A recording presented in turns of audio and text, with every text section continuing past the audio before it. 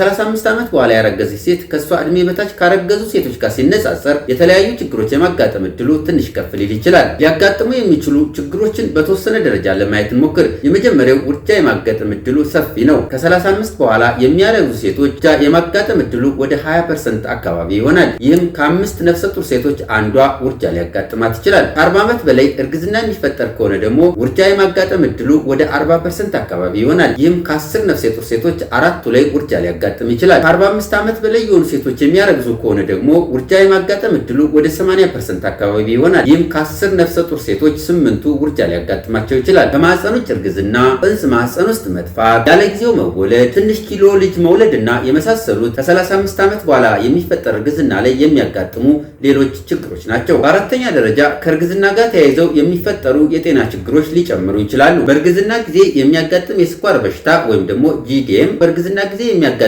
የደም ግፊት በተወሰነ ደረጃ ከ35 ዓመት በኋላ የሚያረግዙ ሴቶች ላይ የመጨመር እድል አለው። አምስተኛ መንታ የማርገዝ እድል ሊጨምር ይችላል። እድሜ እየጨመረ ሲሄድ በሚያጋጥሙ የሆርሞን ለውጦችና የሆርሞን ፍላክቹዌሽን ምክንያት መንታ የማርገዝ እድል በዛው ልክ ሊጨምር ይችላል። በተለይ ኤፍኤስኤች የተባለ ሆርሞን እየጨመረ ስለሚሄድ በአንድ ጊዜ 2 እና ከዛ በላይ እንቁላል ሊለቀቁ ስለሚችሉ በዚህ የተነሳ መንታ የመሆን እድሉ በዛው ልክ ሊጨምር ይችላል።